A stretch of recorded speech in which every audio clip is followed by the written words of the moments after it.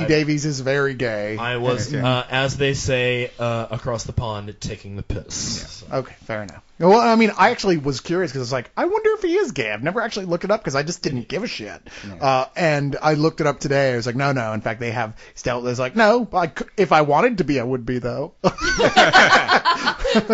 very Katt Jack. Awesome. That's an awesome statement. Yeah. Alan? God, favorite Doctor. It's difficult for me. The Doctor's just a character that every single one of the actors has brought something to the to the mix. Actually, my least favorite Doctor is actually Tom Baker. Wow. Really? I've heard people say that. Because I think he played the role way too long, and he actually became a parody. I like the first 2 or 3 seasons of Tom Baker, but after that, I think he became a parody of the character. It's funny. In retrospect, my favorite thing about Baker is just one of his companions, which was the second girl to play Romana. Right. Yeah. Lala Ward. Sometimes Baker who was actually his wife. A little cool, who ended up being his actual wife, which is why there was such great chemistry. Yeah. Actually, I really like Eccleston. I really like David Tennant. They were really good. I'm going to give 2 answers here. My favorite Doctor of all time never actually was on screen. It was Richard E. Grant who played the 8th and a half Doctor. Right. Basically, there was a animated special written by Paul Cornell called Scream of the Shackler. Never actually got made though, right? Yeah, it did get made. It did get made. It was on the web. It was just an animated thing. Okay. And Richard E. Grant played the Doctor between Doctors 8 and 9 on TV. He and when they said they were coming back, he was the guy I wanted. Every time they say they're going to recast the Doctor, that's the guy I want to play. He would be a great choice anyway. Yeah. I mean, he's one of the ones that people always talk about every time they're. Yeah. Is it too late to change my answer to Adrian Edmondson? Peter Cushing. Peter Cushing was good, yeah. Even though he wasn't. But in terms of TV Doctors, the actually the 6th Doctor. I'm a big Colin Baker fan. Really? Yeah. You're the guy. I'm the guy. No, I think he had undertones to that. From him. He had undertones to the character that he was starting to build up when basically the show got canned underneath him, and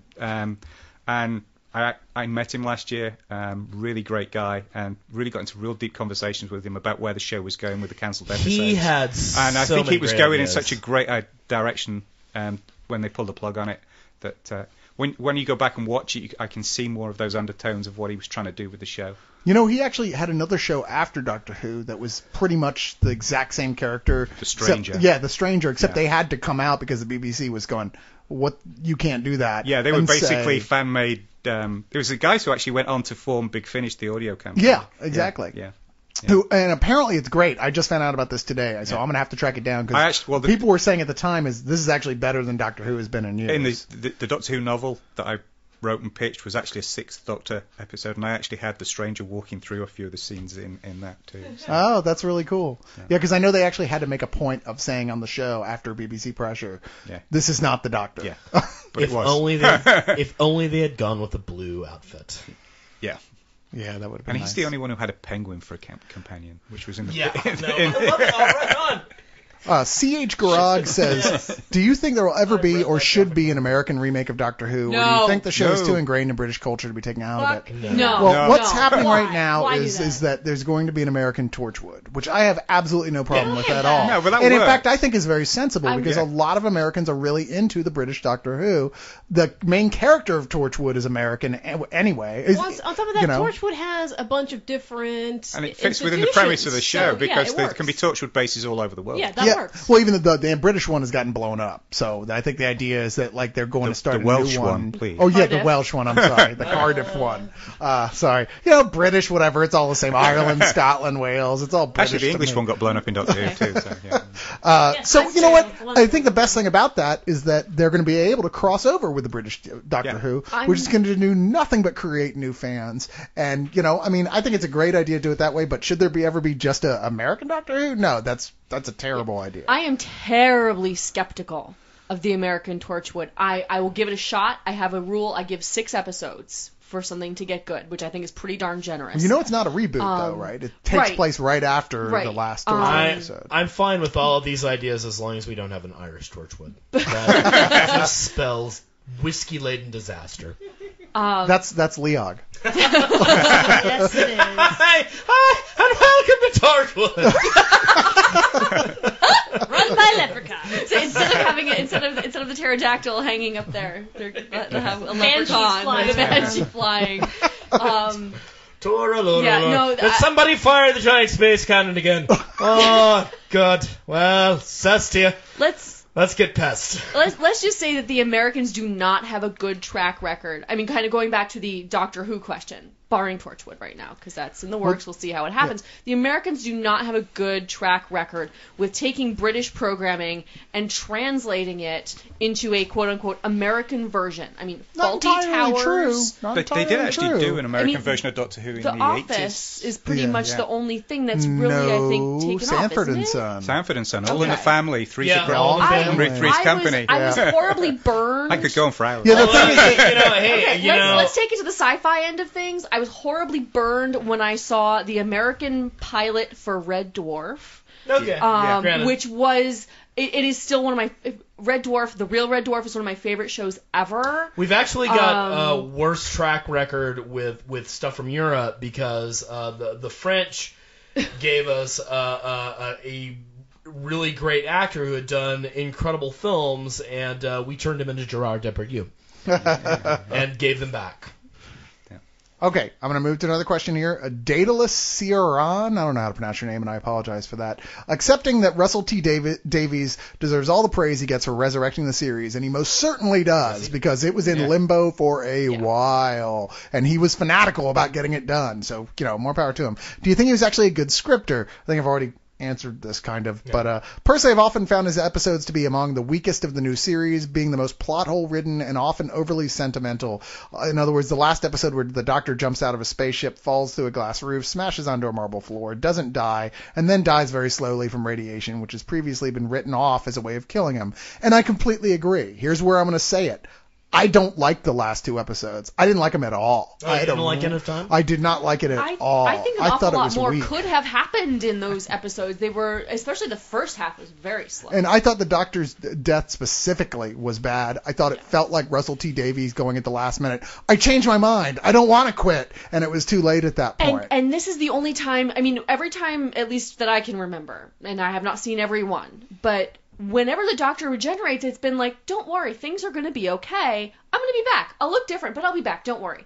And this time, he's been clinging to, and spoilers, people, it's I don't want to go. It's I don't want to die. This is not going to be me anymore. Well, he's also the, 10th regeneration. So he's getting up there in years. Yeah. Well,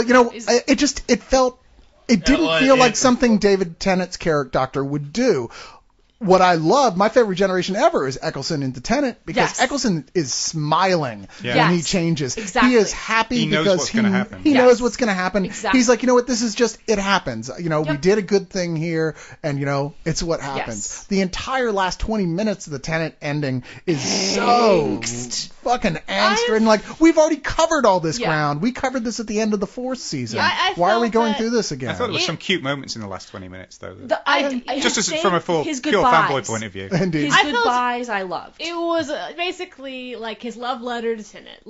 I love Tennant so much. We loved working with him. I'm going to give him 20 minutes to say goodbye and wrap everything up. And I liked End of Time, but listening to Beau talk about it and Nate talk about it, I thought it was going to melt my brains. And yeah, it did have some holes in it that I was like, well, why? If he's dying from radiation, why is it taking so long? Because last time it was like, bam!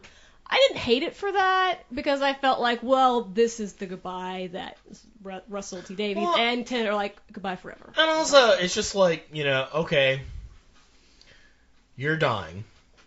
You got, 12 hours and a time machine. What are you going to do?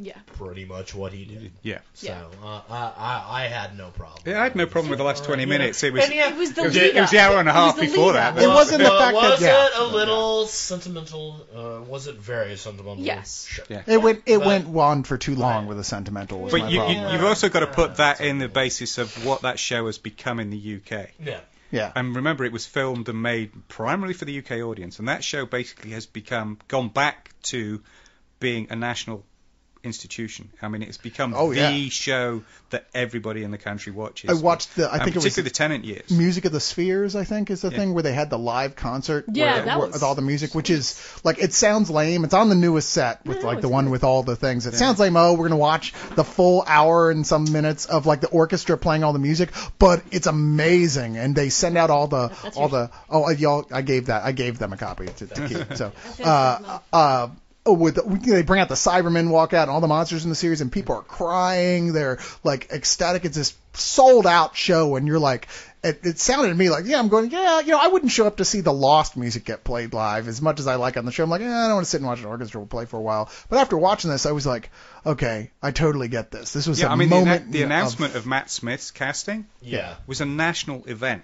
Oh, I'm sure. I mean, they literally... I was waiting by my computer. They literally stopped everything else on TV for that 5-minute announcement about Matt Smith's casting. I think that's why they did have that extensive lead out for Tennant, so they could wrap shit up so that when the new Doctor came in, he did not have a lot of baggage going. Well, that's why... And it's a new it's a completely new showrunner, it's not just a new cast, it's new writers, Well, that's why actually Tennant left when he did, because he knew Russell T Davies was leaving the show. He's like, well, I want to give you guys a completely clean slate. Yeah. So that's why they wrapped it all up to be like, this is where everything ends here. So when we see the new Doctor, completely reset button. But I actually want to go back to the question about Russell T Davies. I actually think Russell T Davies generally is a great writer. I mean, some of the other shows he's done, like the Casanova show that he did with Tennant. I've heard that's fantastic. I've never seen it. Amazing. He's written some really good stuff. I think with Doctor Who, he had some really great overarching ideas. Yes, some of the details were missing. Some of the things that he tended to pick up on and then overemphasize, like the Doctor as the Messiah thing, went too far. Man, some of that stuff towards the end with the Waters of Mars when they start. Yeah. I was like, what in the hell is going on here? This is the Doctor is getting obsessed with his own godhood? What? Yeah, well, I actually sort of like that when... I hated that. Because that was the whole thing of him not having companions to balance and pull him back. I got that's what they were doing, but even so, it was I got that, though, but I like that he had, because, we've been watching him just be so sure of himself and so happy, and I like that he had this moment of doubt to be like, what have I become? And it's because he has chosen not to have a companion because he's lost them all. Yeah. So I like the fact that Russell T Davies brought in a lot of the really good Doctor Who writers from fandom. People like Stephen Moffat, Paul Cornell, Gary Russell, who wrote some particularly Moffat and Cornell wrote some outstanding episodes. Yeah, well, the best ones of the series, probably. Yeah. And, as much as I can talk shit about Russell Davies, which I'm doing here, once again, he brought the Doctor back. He did write a lot of really phenomenal episodes. Now, did he do Army of Ghosts and Doomsday, which are the Rose's final episodes? Oh, I don't remember. I think so, yeah. Because those were two of my absolute He definitely wrote some really great stuff. It's just that he also wrote some stuff that was incredibly bad. But to be fair, he wrote the grand majority of the episodes. So yeah. I just honestly, my biggest problem with what he did was how he chose to wrap up the last didn't he write several Children episodes. Of Earth as well? I mean, he wrote yes, he did. And Children of Earth is arguably the single best thing from the new Who universe period, which is the wrap up to Torchwood, the 6 hours, right? 6 hour miniseries. Yeah, 6 hour miniseries, which is just absolutely phenomenal. I'm not there yet, so don't. But you have to watch it. Commercials, because I think it ran 8 here. Yeah. Once you put the commercials in, it was a. Maybe. So the answer is Russell gets a pass. Russell gets a pass. He gets a check plus. He gets a check plus. He gets a salute. Thank you, sir. It was lovely having you here. Thank you for everything you've done. And it really, but I'm still really glad to see Stephen Moffat take over, who is not only for his work on Doctor Who, but I mean, like I said earlier, Jekyll coupling. Yeah. He's one of my favorite television writers. And he managed to persuade Neil Gaiman to write an episode. Oh, I know. Which come on, man. Episode 3 of the second season of the New Doctor. We're gonna go to another question. Spider John says many of the Doctor's enemies are groups where individualism is frowned upon, like the Daleks, Cybermen, etc. And even his own people, the Time Lords, have a tendency to look down upon the Doctor until they need him, of course. What do you guys think about the role of individualism playing with the character of the Doctor in the show as a whole? And I just thinking about this, I was like, it's interesting because British specifically are much more class conscious, and they've got this character who is just, totally anarchistic, totally no structure at all to him, is totally like, all that shit is bullshit. And then Americans come up with Star Trek, which is the exact opposite. Right. We're supposed to be the individualistic, free-thinking ones. Yeah, and I think that I think that's a brilliant observation, and it's paramount. I mean, and there's no, there's no coincidence that Doctor Who started in 1963. What else was going on in 1963? I think I think there was a little band that was going on in Liverpool. No idea who you're talking about. Well, didn't you play drums for a while? Alan Parker was actually named Stu Sutcliffe. Alan Porter. Before he changed his name. Alan Parker. Yeah, I wrote Fame as well. Yes. Well, I mean, if you want to think about individualism, the Doctor himself is kind of the consummate individual. Yeah. I mean, but he actually does fit within that class solitary. structure, because if you think about it, he's a lord. Yes. Oh, Yes. The Time Lord, not Time Time Lord, Commons. and he's meant to be the quintessential Time Lord. He's been president several Yes. times. Most of the But time, he doesn't act like a lord. But he doesn't. though. But he acts in. There's a lot of precedent for that in British adventure literature and British genre. If you think about somebody like Raffles, the gentleman thief, who's a noble who basically goes in and is a cat burglar. The Scarlet Pimpernel, who again is a aristocrat who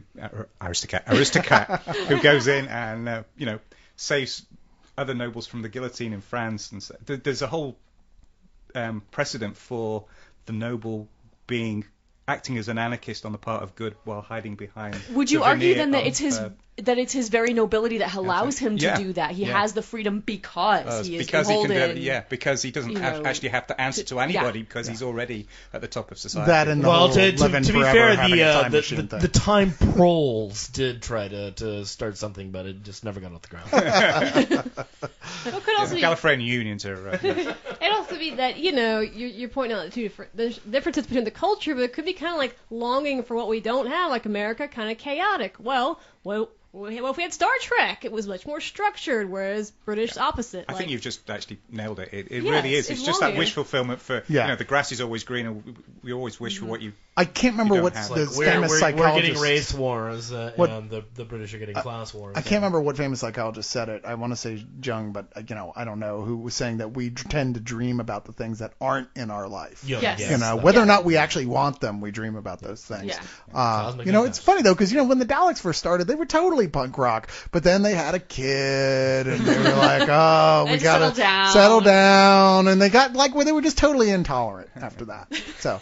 Anyway, Nate, our man Nate, Nate. who is the one Spill member who I invited to come use our guest room here at the League Lounge during the Spill party, said, as we all know, the Doctor's TARDIS has a broken chameleon circuit. This is the device when functioning camouflages the TARDIS into any object to blend into its surroundings. It can run on autopilot or can be set to a specific shape by the person operating the TARDIS. Okay, a question to you. You have a TARDIS. You've been able to fix the chameleon circuit just enough to change the shape once. You can change it to any shape you want, which is presumably permanently after that. What shape do you pick for your TARDIS?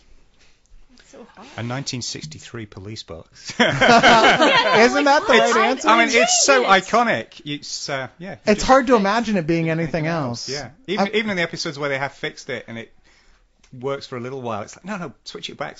I would almost like to see a run again where they get it working for a couple actually episodes. for the Matt Smith one, they've actually done a slight change to it and actually taken it back closer to the original 1963 design. In the inside? Or No, the on the outside? outside. On the outside? The Yeah. Mark II design? Yeah. Oh, wow, that's interesting. I would like a telephone pole covered with punk rock flyers from the late 80s and early 90s, just because I miss those. You don't see them anymore. Thinking practically, I would probably have it be some kind of a car. Something that you can. I mean, it's still stuck in that. It still dates. It still dates it. And it's still. If you take it to another planet or whatever, it's going to stick out like a sore police box. Kat would like it to look like Thunderbird 1. But it's just a DeLorean, a 1985 and a half DeLorean. I bought an awesome shirt the other day off the internet. I'm sure you can find it. It is the TARDIS getting into a little fender bender with a DeLorean. I saw that. Mailed to me the other day, and I can't wait to wear it. It came out of nowhere. I saw a great one at the convention on Saturday, which was basically a Venn diagram of all the time travel TV shows, and right in the middle was just the TARDIS. In the one intersection of all the time travel TV shows was just the TARDIS in the middle of the Venn Take diagram. that, Scott Bakula. Which probably on some level, somewhere we haven't even thought of, connects to what's the name of the show where it turned out it was all the dream in the mind of the coma patient? St. Elsewhere. Because like if you look at the arc, it, like everything, like there's like 40 shows that you can prove didn't happen because they crossed over to St. Elsewhere on some line. So there you go. I think Lost is one of those shows. It might be. I don't know. But the great thing, they should unite all of those shows under one banner and make it one big show called Abracadabra. Catchphrase. The other great thing about the TARDIS is nobody notices it anyway. That's something they've really started to build on in the new series. Have they actually said? Oh, yeah, and nobody. You can park it in the middle of the street and people will walk by it and not even notice it. If you look at the whole thing, like nobody really ever goes to the doctor and says, "Who the fuck are you? No, you can't do this." They're always like, "Yeah, all right." No one ever. But no, every now and then somebody kind of starts. Well, who are you? I'm the doctor. And that shuts it down. Queen Victoria totally called Tennant on that. Oh yeah. Queen Victoria called him to the table. Said, "No, this is bullshit. Get out." And then she created Torchwood. But no one even notices his clothes. Like he can wear out of date clothes. No, I'm wearing a 3-piece suit in Pompeii. People see him as what they want to see. Well, he shows up in the middle of crisis situations, generally speaking, and people are like, "What the fuck is up with you?" He's like, "What do you care? I'm about to help you." Well, the Chameleon Circuit has this little thing that kind of whispers in the bone beyond your ear. He's just a hipster. Let's just make fun of him secretly when he's out of the room. Okay, one last question, then we got to wrap up the Doctor Who, Leon. Sad as I am. We had to waste time with comic books for the first hour, so I know. We haven't even started. What if I do this?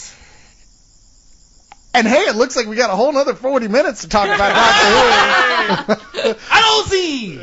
Eki, the storyteller Eki, which, by the way, under the reflexive principle, it says, see the reflexive principle. What do you think about the new Doctor Who actor that is coming this Easter Saturday? That would be Matt Smith. I don't know how I feel about him yet because I haven't seen him, but the early reviews of the first episode are saying it's really good. It's once again Stephen Moffat, who I trust enormously. His new companion is a hot redhead, which companion's what I'm excited about. She's a hottie. You're not going to hear any complaints from me about a hot redhead on Doctor Who. Although even though she has a boyfriend on there for at least the first couple episodes. Oh, so they get rid of those. Yeah, so did Rose. Yeah, that won't last. But they're not going to do another romance between the Doctor and a companion anytime soon. Yeah. So. I don't know. I'm excited about it. I'm excited to see a whole new storyline run. I mean, what we hadn't said before about the previous Doctor, last two Doctors, was there really was a running storyline that went all through it. The whole Bad Wolf storyline was a big part of the whole thing.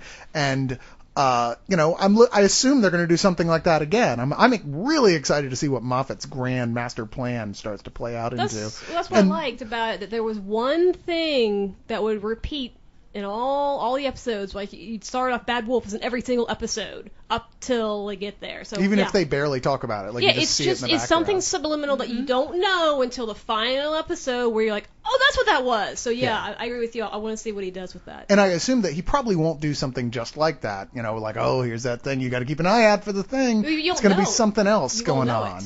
But I don't know. I mean, it's when I first saw Matt Smith, I went, he is a goofy looking dude. That was and I just didn't like the kind of goofy. As opposed to all the stand-up, heroically pretty guys. Well, they did have two traditionally handsome doctors in a row there, who were like, Tennant and Eccleston were both more traditionally handsome. I'm sorry, Cyrus, but there is no way you're going to sell me on the fact that David Tennant is heroically pretty. Tennant is the only doctor that I would stick a bumper sticker on the TARDIS that says, if this TARDIS is a rockin', don't come a knockin'. Yeah, no, I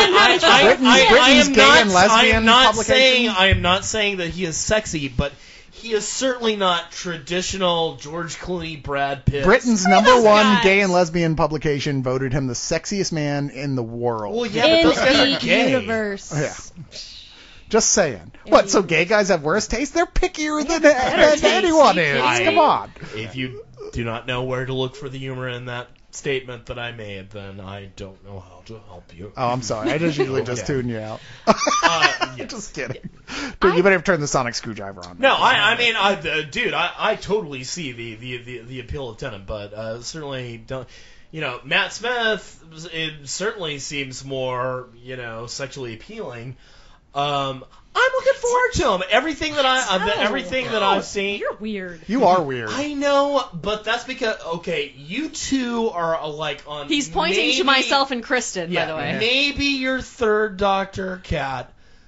Definitely your third Doctor. But I'm not on my third hot guy. I mean, it doesn't matter. Doctors are not like that.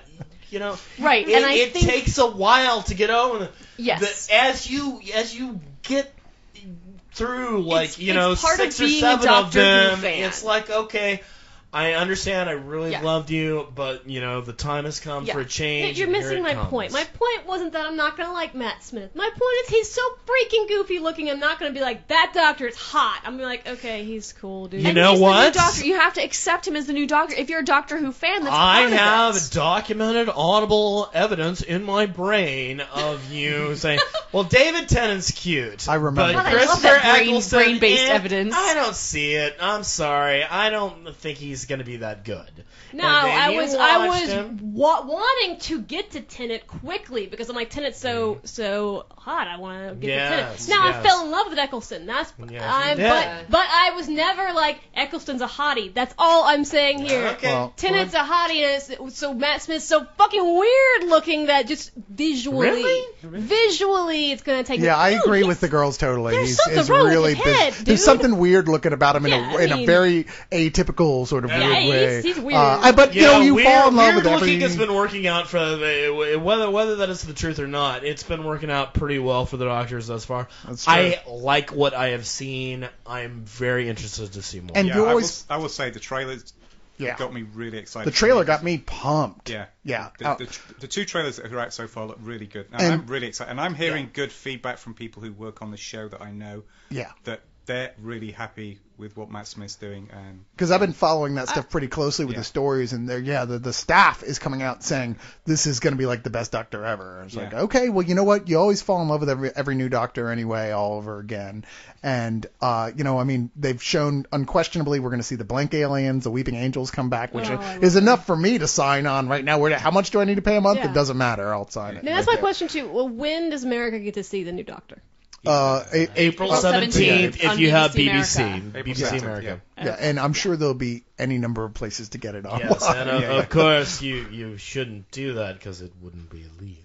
Yes, Leog would not ever support anything illegal except for the use of recreational drugs. Yes. So anyway, we're going to wrap this one up unless anybody has anything. Katt wants to say something. I had one other just kind of point to make. I think a change in Doctor also brings usually a change in companion, although that didn't happen, with Rose. But I think accepting a new companion can be almost as difficult as accepting a new Doctor. I never got over Rose, and I never did. Now that I have a brand new Doctor, I'm okay with that. But I never got over Rose. As much as I like, normally the sorry, companion actually links over the regeneration. Yeah, generally speaking. This is one of the first. I think this is the first time they've actually done it. It might be the first one that we've had this switch to the companion. This is the first kind of naked regeneration. So. And I tell you, I was really sad when he chose not to go with Michelle Ryan at the beginning of the new ones. I was like, she's awesome, best companion since Rose. She's so great. Grab her and go with her. And I'm screeching at the end of the episode. I did not like her all that much, Bionic Woman, but goddamn, she's so good in that. Yeah, like come on. There's been a lot of episodes over the full series though, where they've done these one-off